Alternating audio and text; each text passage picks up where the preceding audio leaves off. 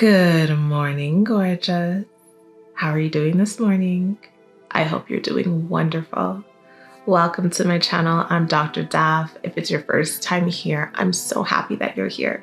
And if you're returning, thank you so much for being here again to take all of this information in and spend time with me.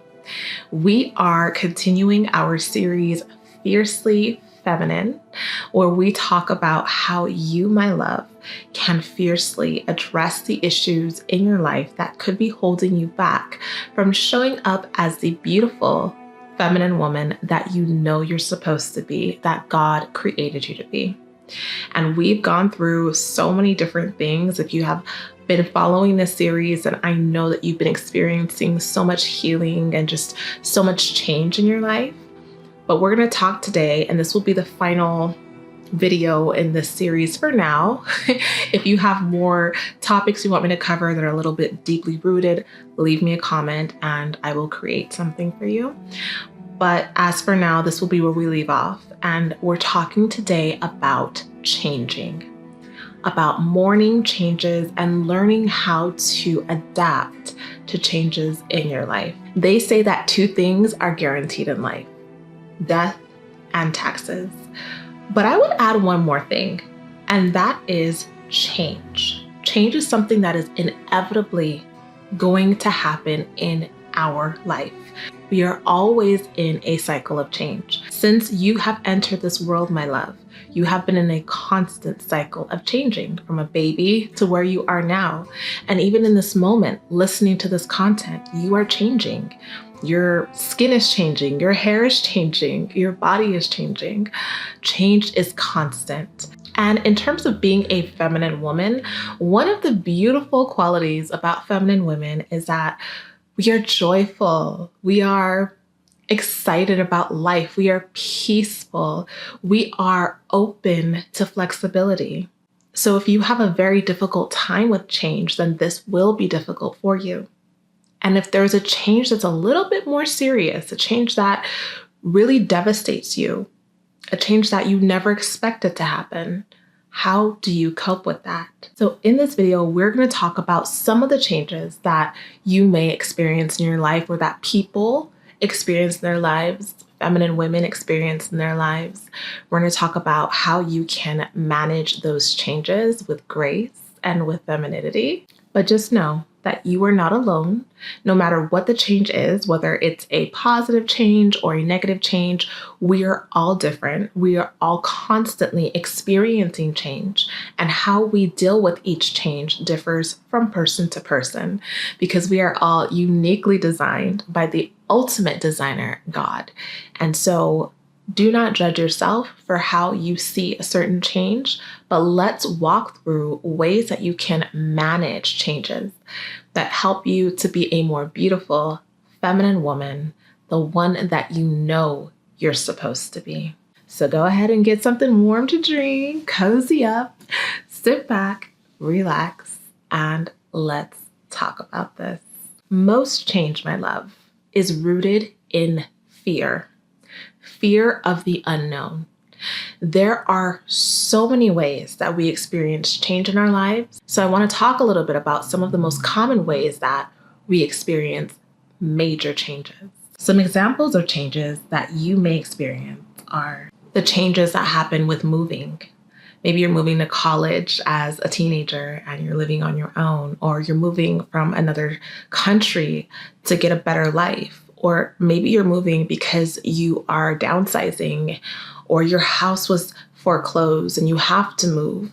You're living less than you ever wanted to live, but that's a circumstance that you're in.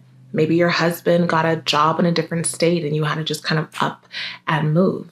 That's a major change. There are also relational changes, like losing a friend to drama or to something that, had to do with betrayal, or just feeling like that friendship was no longer serving you and no longer edifying and uplifting you in your life. So you had to break away from this person, and they could have been your best friend and you never saw your life without them, but the change had to happen. There are changes that come with breakups, right? If you and your boyfriend broke up, or you and your husband got a divorce, These are serious relational changes that shift your entire life.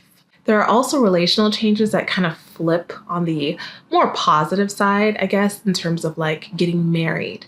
Okay, that is a huge life shift, a huge life change. Everything about your life changes once you get married.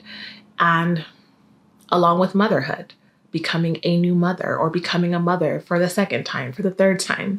And some people think it's just the first child that changes you as you step into motherhood. And yes, it's a new role, but every single pregnancy, whether the pregnancy was fulfilled or not, like that changes you each time. So motherhood in general is a significant change with each pregnancy. There are also changes that come with being diagnosed with something. If your doctor diagnosed you with a disease, something that maybe was dormant you didn't know about, or something that came up as a result of your choices with lifestyle, or maybe something that was inherited and you were always afraid that this could be what it is. This is a serious change. It's a change in the way you see yourself and the way that you see your future. Maybe you had a change in lifestyle, so you're transitioning from being a CEO or just being a person in the workforce to now being a woman who is a homemaker, who stays at home and takes care of your husband and your children in your home. This is a significant change in your identity and who you now see yourself as. There are changes that come with time, with aging, with growing older and seeing yourself look different in the mirror, seeing people maybe not giving you as much attention, or you not looking the same in your clothes, or you having to change the way that you dress because you feel like it no longer suits you, but you can't figure out what to now wear to express yourself the way that you want to. There are changes where you're changing positions in your job, changing fields. You may be going back to school at a certain age where you now feel uncomfortable and having to learn a completely different skill. Maybe you had a change that has to do with your health, but it's more mental health related. You get a mental health diagnosis because of something you experienced, or a physical change like a handicap that has happened to you because of an accident or because of something that happened, and now you physically are different. Maybe you had a change because you had a loss in your life, a death of a loved one, a death of a child. These are intense, serious changes that shift your life and shift the way that you see yourself forever. And sometimes there's a change in terms of losing something we never felt like we really had. So maybe you had a certain dream and you were on your way to achieving that dream, and then something happened and now you can no longer be a ballerina or a figure skater or do beauty pageants, or you can no longer have children. Something that you thought was in your reach and now was taken away from you, like a miscarriage. These are serious changes that can happen in your mind and then translate to your life. And then there are other changes where it's like something that used to be no longer is in terms of celebrations. For example, if your family used to get together a lot and maybe everyone moved away, or maybe because of COVID, you cannot meet anymore for Thanksgiving, or people kind of figured out their own thing. Like they're like, you know what? I actually kind of like the smaller gatherings. We're not going to come over for Christmas. And so you're having to deal with the change of everyone doing their own thing, or the change of family not getting together like they used to. These are all significant changes in your life, and they happen every moment. Every moment they're happening to someone. So how do we move past feeling stuck in the changes? How do we deal with the fear that comes with the changes? How do we stop ourselves from getting stuck in a place where we cannot get ourselves out of? I want to mention that with changes, there are some factors that can make change a bit more painful, a bit more challenging. And so if you fall into some of these categories, this may be something to pay attention to, and maybe try to see ways that you can work around this aspect of yourself so that change can be a little bit more bearable and easier for you to get through. For example, if you have ever had any trauma attached to change in the past, this makes even the smallest change more stressful. So perhaps you were a foster child and you had the intense trauma of one day coming home from school and a stranger taking you in their car and saying, I'm taking you to this facility, you're not going back home, and then not knowing what's going to happen, having your siblings being removed from you, and then ending up in a random person's house or ending up in a group home with other girls and just feeling like your entire life has been ripped out of your hands. This trauma can then make other changes a lot more stressful for you because you just don't know what's going to happen. You don't know if something is going to randomly just come up in your life. And that anxiety can make smaller changes more stressful. So if you've had any trauma attached in the area of change, that is something I would highly recommend you trying to get help with working through. And this also ties right into dealing with like a trauma of an immediate death. You know, someone that you're related to just with no warning dying. You know, it's different when someone is sick or when you know that something is happening versus a shocking, traumatic, immediate death. That trauma with that significant change can change you as a person if you're not able to manage that. It's also difficult to deal with pain if you have a rigid personality. If you're the kind of person that really struggles with releasing control, then change can be extremely difficult for you because your personality really doesn't allow for that. So this is something to be mindful of. Also, if there's something else that is happening with you cognitively or in terms of being identified as someone who maybe has autism, this is a characteristic of having autism, is struggling with changes and struggling with not having a lot of structure, right?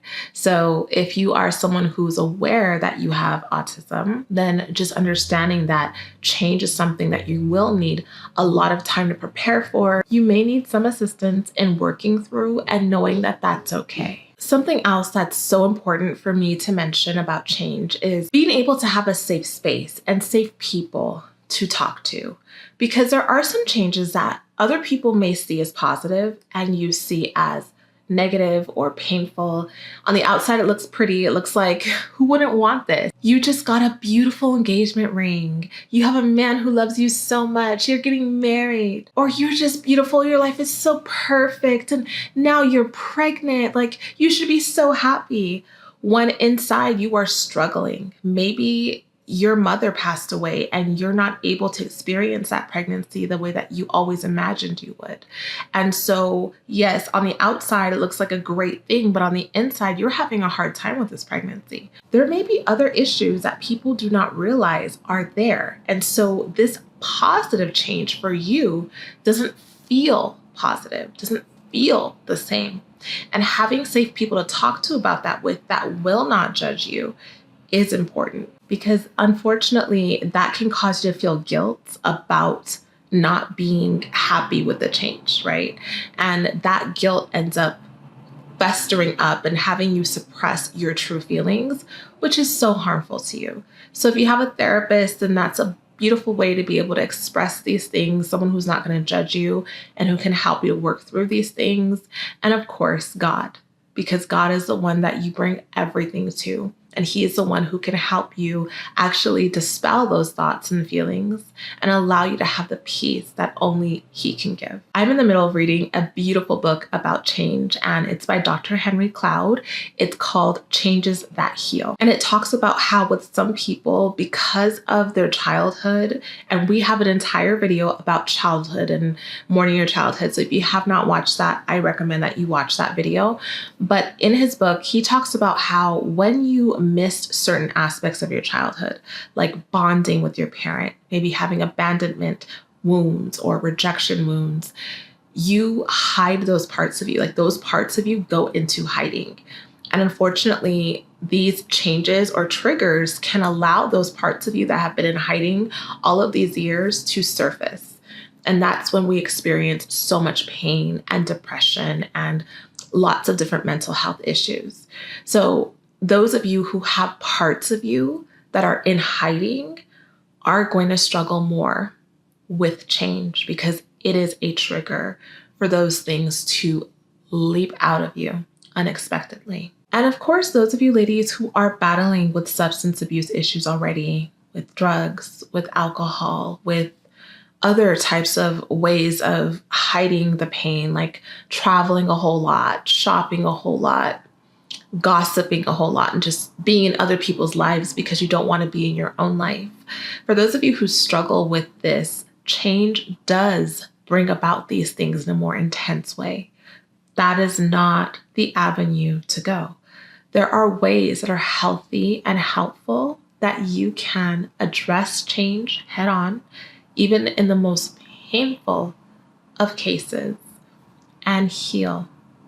And this is a place of healing. God is the one who heals you. Through the love of Jesus Christ, He heals you. The Lord is aware of your pain. He knows it's there. He knows what you need, and He is wanting to give it to you now. If you are willing to open up your arms, open up your heart, open up your mind to the love of Christ, let Jesus show you why He is God, why He is the one that you go to for everything. Let Him show you who He is and how He is a mender of broken hearts.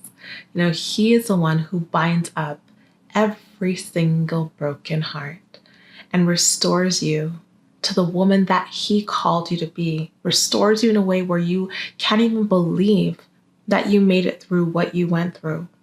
He will be by your side if you let Him in. There is a time for everything and a season for every activity under heaven. A time to be born and a time to die. A time to plant and a time to uproot. A time to kill and a time to heal. A time to tear down and a time to build. A time to weep and a time to laugh. A time to mourn and a time to dance. A time to scatter stones and a time to gather them. A time to embrace and a time to refrain from embracing. A time to search and a time to give up. A time to keep and a time to throw away. A time to tear and a time to mend. A time to be silent and a time to speak. A time to love and a time to hate. A time for war and a time for peace. The Lord has made everything beautiful in its time, and there is a time and a season for every single thing in life. Our seasons that God gave us, fall, winter, spring, and summer, are a reminder that these things do change in time. And no matter what change you are experiencing, because of the beauty of time that God put us in, because God does not operate in time, we do. He gave us time so that we can have a stretch to look back on and say, okay, well, this happened 10 years ago, and to know that there has been some distance from the pain. For us to be able to have markers of how we're going to move forward and anniversaries and things that remind us that we're constantly moving forward. There is so much beauty in understanding the different seasons in your life and the different ways that God can help you through the changes that will come. I am going to talk about some ways that you can help yourself through different changes, but I'm going to leave the majority of it for the podcast. For those of you who are listeners of the podcast, I'm going to leave the bulk of it there, but I will share this here. The first and most important step is accepting that these changes are real. And this is what it looks like for you now. This is a gift that you give yourself, is accepting it and not being in denial of what now is. Take a deep look into your life and into what has now happened and mourn it. It's not helpful to stay in the past. It's not helpful to complain about what used to be. But what is helpful is to mourn it and decide what it now means for you. When I worked in the corporate world, there were changes that would come up with like software or just different ways of doing things. And the people who were veterans who had worked there for a very long time were always so stressed with every single change, every single new software, every single new process. And when I say stress, I mean it would keep them up at night. They would have to take anxiety medication just because of the changes that were being asked of them at work, because they felt like they were too old to be able to learn new things. So it doesn't matter how minute or how significant the change may be. It is necessary for you to figure out what the change now means for you. And for a lot of those people, they ended up deciding to retire early because they knew that they were not going to be able to keep up. So whatever it means for you, that's your personal choice.